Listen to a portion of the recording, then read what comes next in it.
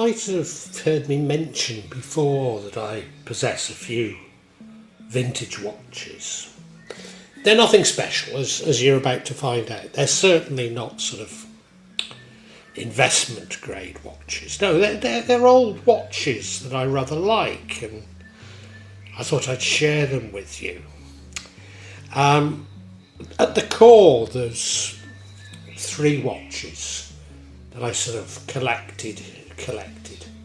gathered, I think is the way to describe it, during my lifetime.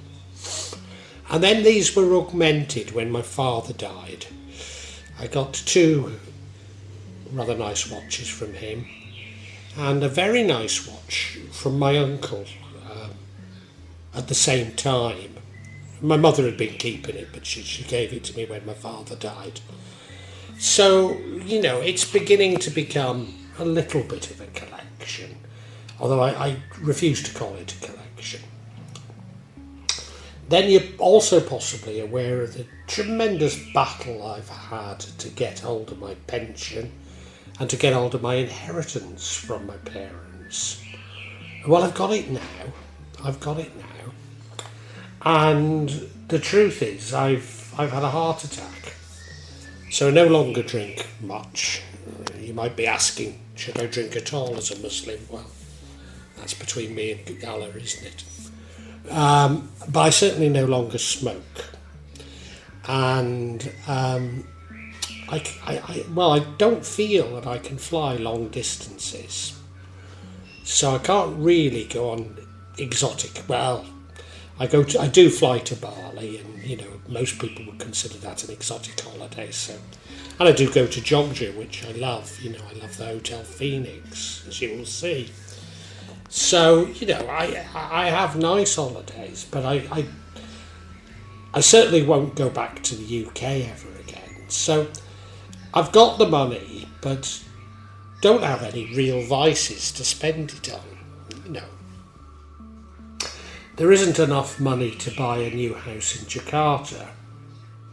And we could do with a new house in Jakarta, but you know, there simply isn't enough, so there's no point in...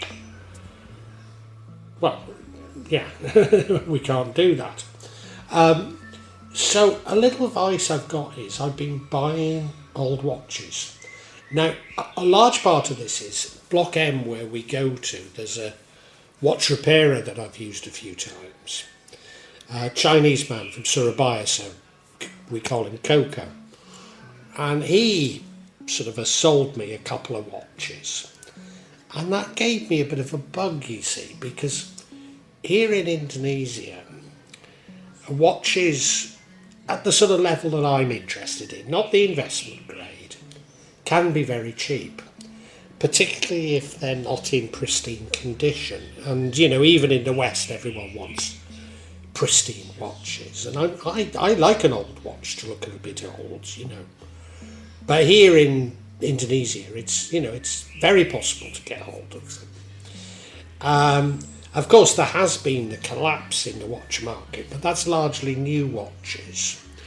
So I don't think that's why they're so cheap here, but they are very cheap. The other thing that's been happening here is 20, 30 years ago, the middle class in Indonesia was growing rapidly. That sort of ended, and many members of the middle class are finding themselves in somewhat hard times, doing things like driving for Uber. So they're selling off, selling off many things, but that does include watches, which I've been able to pick up. So I thought I'd share them with you.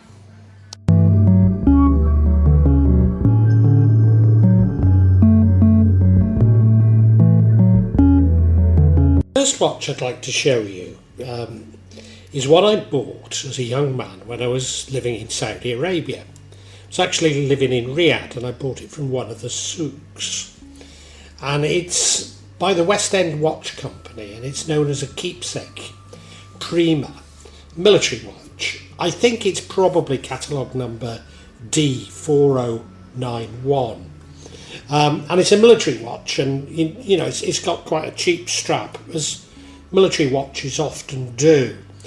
And I've never thought anything about it. It's hardly worn, you know. Kept it in my drawer, but always seen it as being a cheap watch. But I was looking the other day and found that the prices for them are moderate, let's put it that way. I mean, it was a Swiss company from Geneva, but I think they had offices in Bombay and Calcutta. And it was, in fact, the design is almost unchanged from one going back to the 1940s. Mine will be from the 1980s, I'd have thought. And so they were very popular in India, but they were also popular in what is now Pakistan. So you do see them, you know, available in India and Pakistan. I understand that they were agents for Longines in India. But, you know, I was just surprised to find that it did have a little bit of value.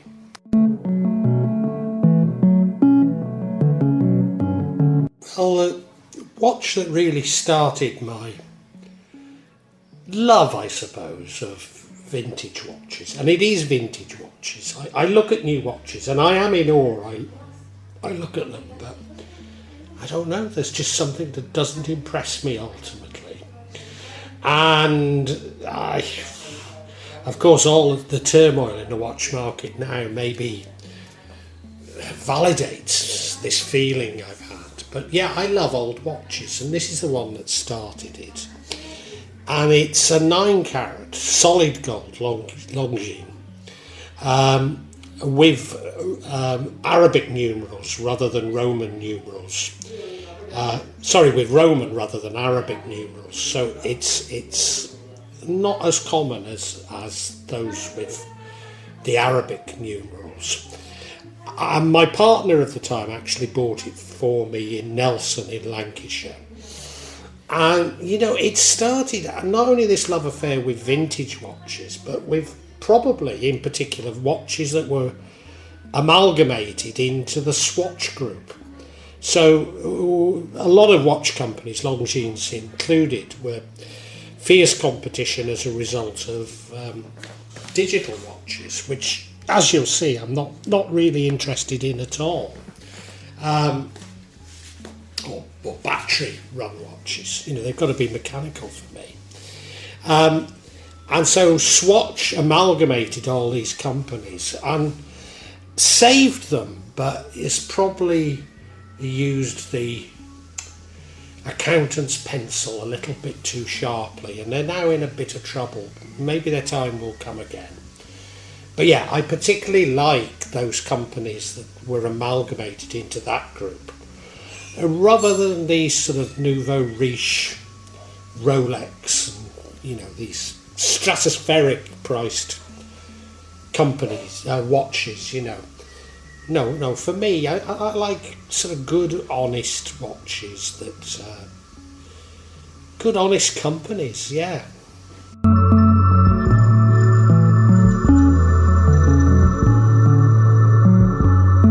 I should have said the last watch I showed you was 1940s, certainly. It's typical of watches around the Second World War.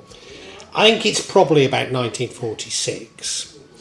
Anyway, I was working away in Birmingham, and I don't know if it broke or just needed a service. I think it probably had broken, nothing serious, but, you know, needed something. And so I went into the jewellery quarter in Birmingham, and I'd have to leave it, so I'd be without a watch. And I spotted this rather nice Longines. They had for sale very, very inexpensively, you know, less expensive than a brand new cheap watch, you know, or cheapish watch. Not cheap, but cheapish, you know.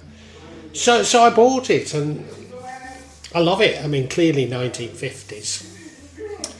This is wind up. You do see them like this that are automatic, and they're worth more if they're automatic. But wonderful 1950s design, and indeed, although I bought it cheaply and the other one is solid gold, I have at times seen the prices for these more than the last one I showed you.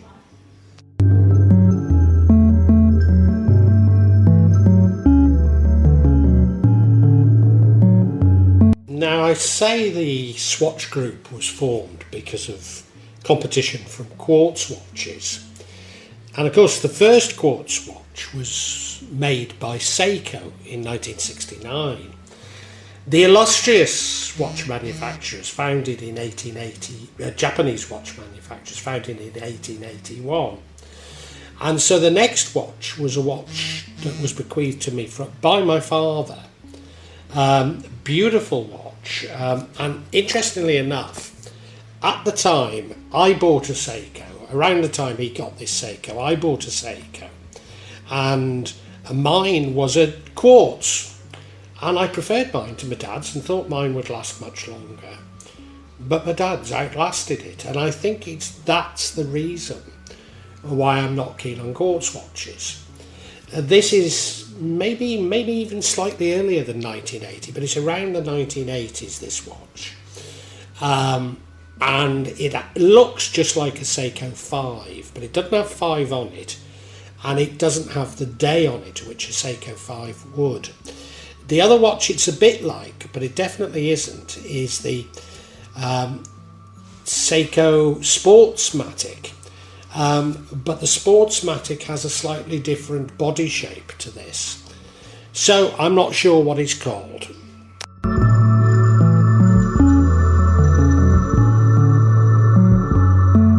So I've just mentioned the Seiko 5 and said that my father's watch, well, it doesn't say 5 on it, so even though it looks like a Seiko 5, I don't think it is. So here's a Seiko 5 itself.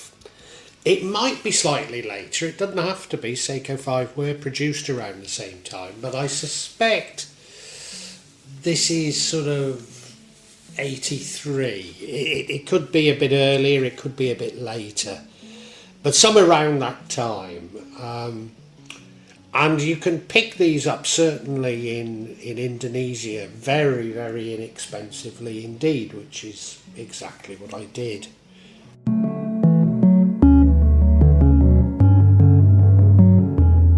And this is actually another Seiko 5.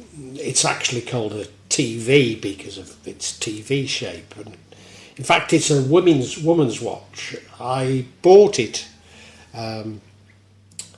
thinking, well, I didn't know it was a women's watch when I bought it, and I thought it would fit me. I've got to say that my wrist I don't think it's that big, but it's bigger than almost all Indonesian males. So if I buy something with a metal chain on it, they'll have taken links out, and unless they supply the old links, I have to replace the bracelet anyway. So I put this rather dashing bracelet on it, and it just lifts it completely. So I'm very pleased with it. I could have given it to my wife, and I will show you some I bought for my wife later, but this one I've kept. As I say, it's a women's watch. Seiko 5. It's actually an automatic, and I have seen them with battery, working with battery. This is from about 1970, so I think at this date they'd all be wound. As I say, it's automatic, and the movement, I believe, is the 6309A movement, which is a sort of robust workhorse of Seiko. But, you know, with this, I'm sure you agree with me, with this strap, it looks brilliant.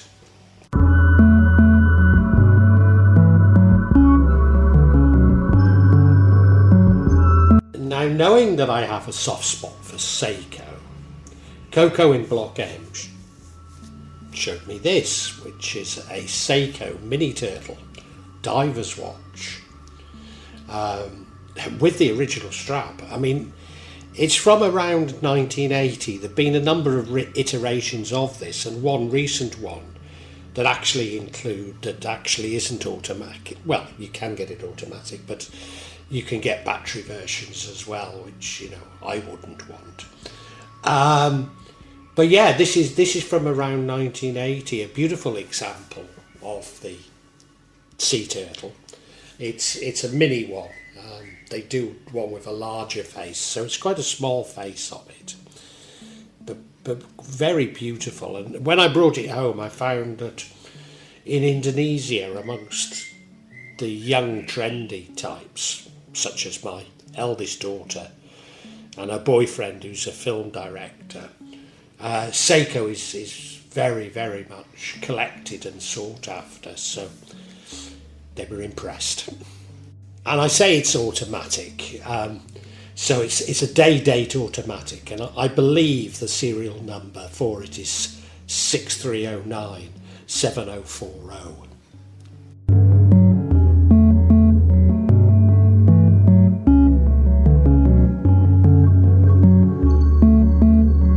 Now, the craze in divers' watches, which the last one was a true diver's watch, led to sort of a more fashion version, a skin diver.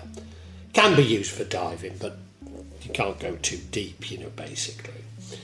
And so I've got an earlier example here of a skin diver, which looks very like that Seiko, but this is actually by Sears. So yeah, the department store, Sears and Roebuck.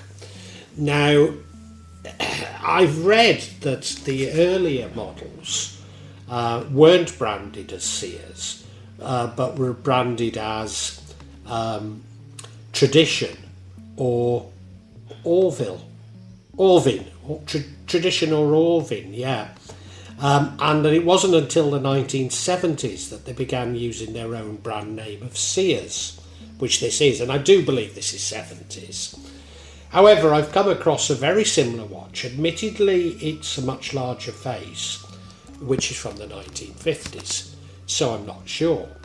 I've also come across one that claims to be a lady's watch and is an automatic. Now, I don't think mine's an automatic. I've had it a little while, but I wind it. I do wind it. I've not let it go down, actually. I'll have to see, but yeah, I don't believe it to be an automatic. And they're actually made in Switzerland. I mean, there are rumours that some were made by Tag Heuer, but certainly they were made by very reputable Swiss companies.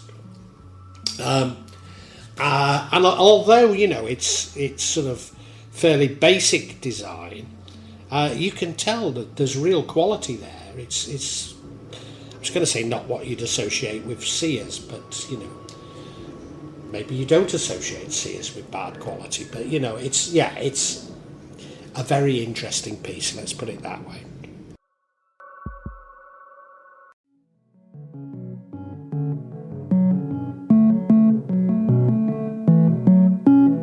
When my father died, he left me. Well, I say left me. My mum gave them to me. He hadn't left them in a will.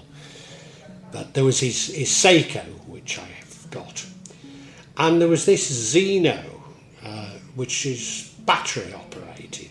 It's a quartz.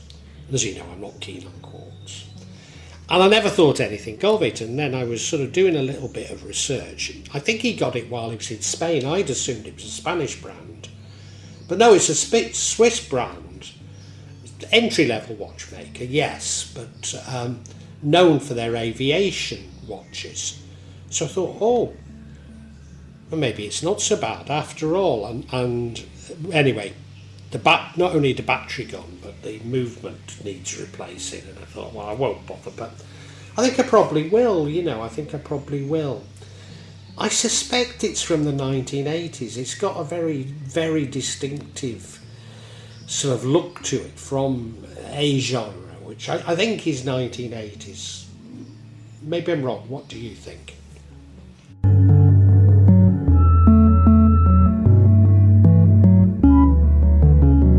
Now, when my mother gave me my father's watches, she also gave me a watch from my Uncle Derek with the brand name Shield. It's definitely Swiss. There is a modern Swiss company that makes sort of military divers watches, that sort of thing, entry level. But this was a company based in Switzerland who particularly made watches for retailers in the UK. And many are assayed in Chester or Birmingham, And given that my uncle lived in Shrewsbury, where I'm from, or near Shrewsbury, that makes perfect sense.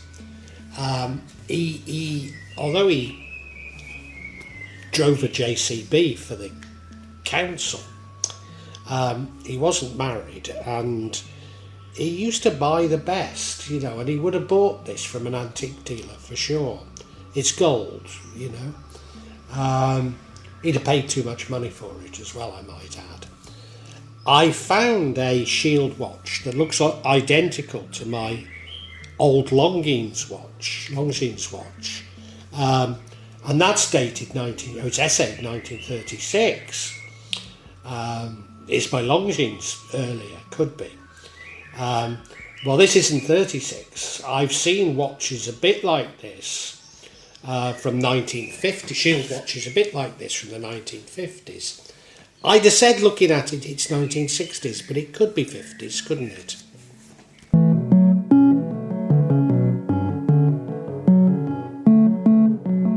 Well now, here's the watch that started me off buying watches in Indonesia. And Coco approached me. This was the first one I bought off him. And it's an Omega Seamaster, so a classic watch.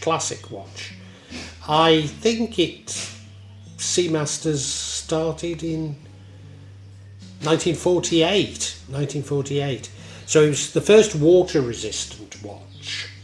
They're still in production. In particular, they're dive watches, which have been used in James Bond films since 1995. But this is a lot earlier. This is I ought to say it's rolled gold. I believe it's 1969. It could be 1970. The style of that strap is definitely from the 60s. But, it could have still been used in the 70s. The look of it is very much late 60s, very, very early 70s, if indeed it is 70s at all.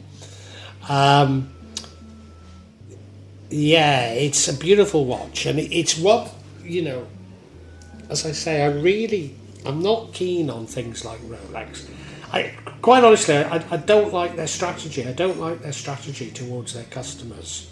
I don't like the insincerity of it. So Omega is one of the Swatch brands. So it's what started me off on these Swatch brands. And Omega's an excellent watch anyway.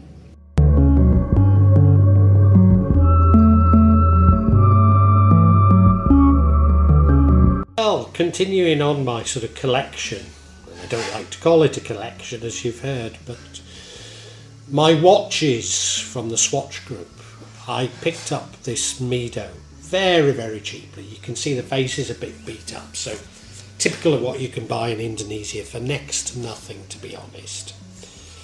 And I think it's lovely, the numerals are actually diamonds. They're only small industrial diamonds. So it's a bit blingy for me, but I still rather like it. My wife's into bling anyway, But it's rather a nice watch. Now, Mido is well, as I've said, it's part of the Swatch group. So, it is a Swiss watch company founded in 1918, yeah. And it came out with a Commander model, which this doesn't say Commander on it, but it looks like a lot of Commanders in 1959. This clearly isn't from 1959. And then later on, they introduced a sealant technology for dive watches, or for waterproofing. And they called these the Ocean Star. And there's Ocean Stars that look like this, but I don't think mine's an Ocean Star. I think it's probably a Commander without any name on it. But what's the date? Well, they still make them pretty much like this. There's no way this is modern. I'd say it's 1960s, but it could be any time really.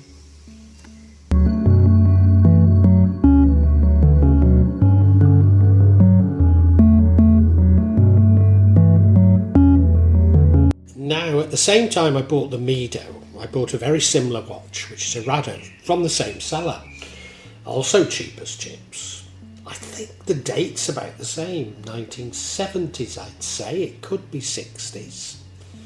Again, it doesn't have the model on it. There are, it looks a little bit like the Voyager, and I've seen 80s Voyagers that look a bit like this, but this is clearly earlier than that. Rado still make watches a lot like this, and to be honest, they've been making watches like this, a bit like what I was saying about the Mido, since the 1950s, so it could be any date really. You can see, I mean, it's not in the best of shape, but it's okay. They're famous for ceramic dials. I don't think this is, to be honest. Maybe you've not heard of them. Well, they're very popular in India and in the Middle East. But they're a reasonable quality watch from the Swatch Group, so very like the Mido that I've just shown you.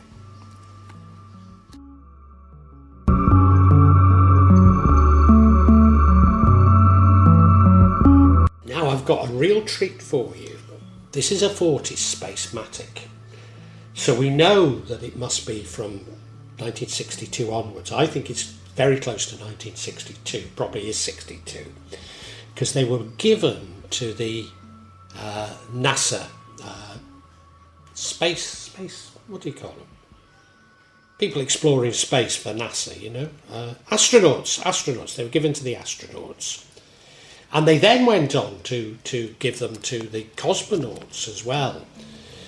So started with the Gemini space program in 1962. And they're very, very durable watches as a result. Very strong, durable watches. Now, the point about this one is it's a no-nonsense watch, but it's 42 joules. And I can only ever find 18, 21, I think it's 18 or 21 joule Spacematics. I can't see anything other than those. I can find watches that look identical, but they're not the same. They're not the same. Anyway, Fortis isn't a part of the Swatch Group. They're still independent. 21 joules are the other ones I've found, yeah. They're still independent. You know, they make these very, very, they're not that trendy, but they make these very durable watches. And they actually started, they're a Swiss company. They started, I think it was 1912, but they became famous from about 1926 because they produced the world's first automatic watch. And that's because they worked with the inventor of it, John Harwood from Bolton, and they took up his copyright on it and started and produced the first automatic watches. So they're a very interesting company. Now there's also, I found one that looks identical, well, nearly identical to this, from about 1955, but it's clearly not a Spacematic because they weren't making them then. So that's why I think this is very close to 1962.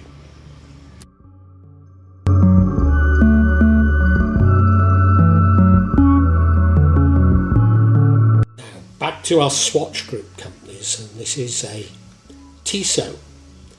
It's a Tissot. This is another skin diver, this one. It's actually a Tissot Navigator, automatic navigator. Probably from the early 1970s. I'm pretty certain that's when it's from. Tissot's, you know, an illustrious company. It started in 1853 in the Jura Mountains, in fact.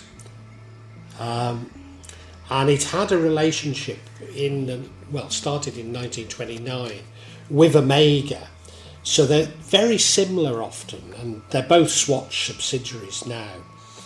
So this navigator, as I say, it's I don't think it's a true diver.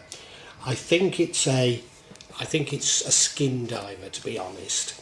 I think the serial number is 44646 stroke 2X, and it uses the automatic movement at Tissot 2511. I mean, it's a beautiful example of these watches, and you know, I got it fairly cheaply. It was inexpensive, so I rather love it.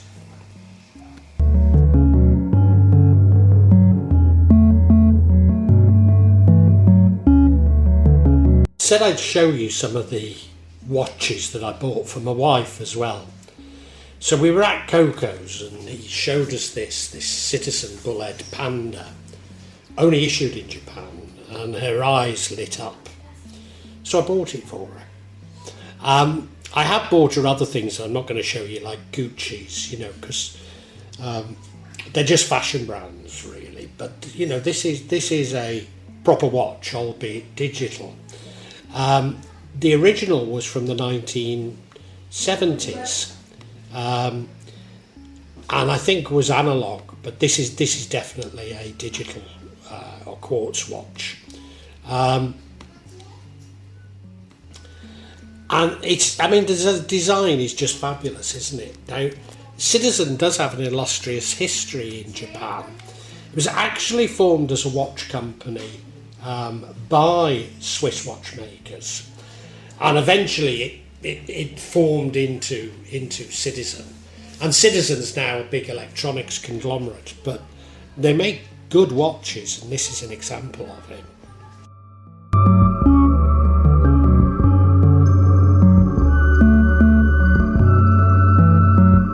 And the other watch I wanted to show you was this wonderful Rossel,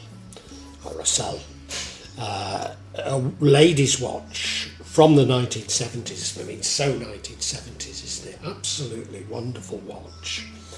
Rossel isn't that well known, but they produced watches, started off in the late 1960s, and they finished sometime in the 1980s. I suspect the mid-1980s, but I'm not 100% sure. Now, I managed to get this watch very inexpensively, but spent more than what I did on the watch to have it serviced and fixed up and what have you. It's beautiful though, isn't it? I mean, there are men's versions that aren't quite as nice, to be perfectly honest.